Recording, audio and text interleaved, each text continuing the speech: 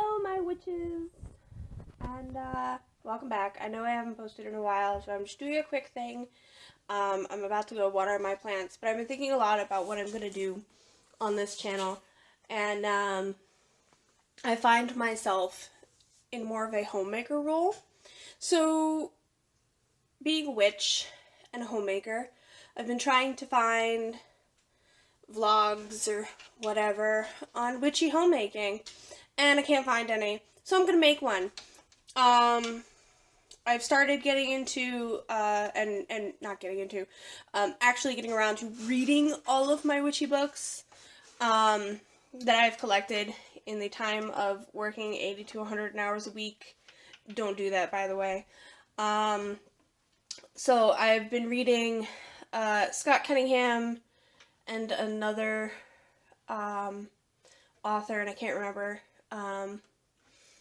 his name, Magical Household. So we're gonna do some really cool things, I think. So right now, I'm gonna go water some of my houseplants, and we're gonna take a little houseplant tour because why the freak not? So here we are. This is my Hawortha, I think it's called, and it's like a hybrid between an aloe and another plant, and I'm not sure what the plant is called. I apologize for that not being in focus. But yeah, this mug does not have a hole in it, just rocks up to the bottom about there, and a little bit of sponge to soak up the excess water and release it as time goes on. And he's pretty happy there. So yeah. Then the next one we have, hi Kara, hi Minky. We have the aloe plant, and aloe is a very good protection plant. It's also medicinal. Hello, Hernanos. And then we have my ivy plant. This is a ivy plant. It was not an ivy plant, it's a vine. It's called Devil's Vine. It's a Parthos. I want to say this is a golden Parthos, and I have it turned around. Originally, don't fall, watering can. Originally, it was turned around because there's these big vines coming around the back, and those were down around her nunos. But I noticed that the back was this portion was very blank, so I turned it around to kind of even her out. I need to repot her. I'm looking for one of a pot downstairs. It's a big fish, and it kind of reminds me of the three-eyed fish from The Simpsons. But ivy is good. Vines are good protection. Eventually, it will go up in that corner as soon as my husband builds my shelves, because you're supposed to take the vines and put them over windows and doors as protection. So we're going to do that because that's kind of the front door there. So now, moving on, we need to go upstairs. Alright. Excuse my pack of Oreos. Those are my bed Oreos. So, this is, of course, English ivy. And I have it in a, oop, I just made a mess.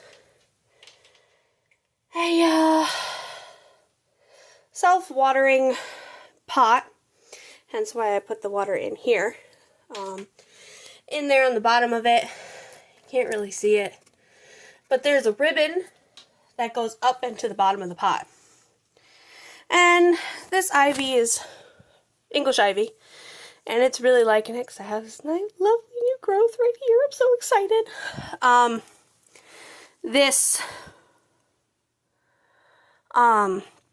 vine was really, really long, and there was really nothing on it, so I cut it and took the little bits and put them down here.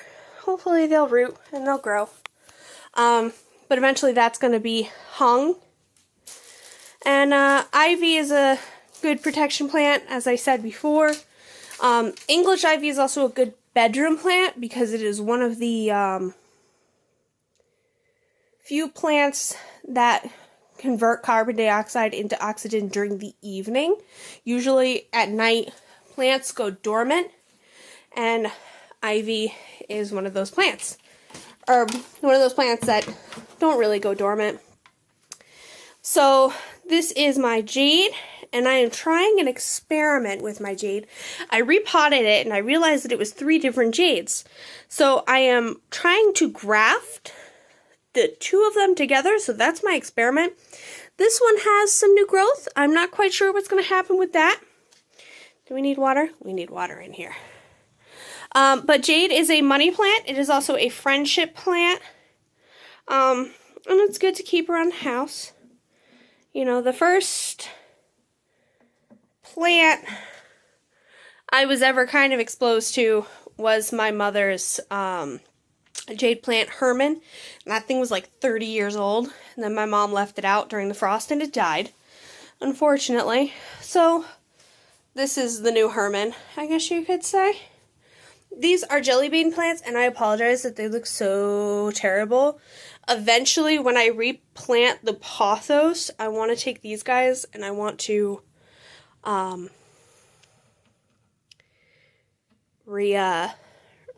them in the pothos. But you can see, if you look very closely, there is new growth.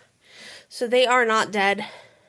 I know they look terrible, but they're not dead. Oops, that was a lot of water. A lot of water. They're just trying to escape. As you could see, all that root trying to escape.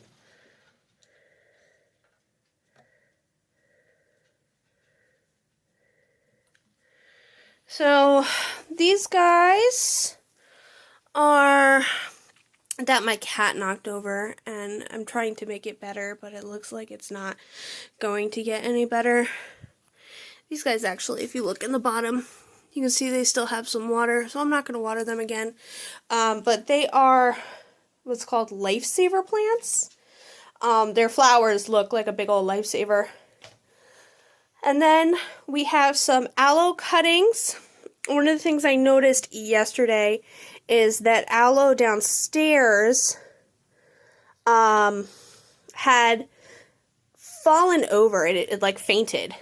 And I looked at it and I realized that the aloe itself had been overwatered and it was starting to rot. So I took off the extra leaves and I what's it called? I cut them up, and I figured I'd try to propagate them so that I wouldn't lose the leaves themselves. So I cut off the part that was rotting and got rid of that on the mother plant as well as the leaves, and we're trying to propagate them. So we'll see how that works. So that's the little houseplant tour, and I hope you enjoyed, and I will see you soon with some cool witchy things that we are going to do. Yeah. See you later.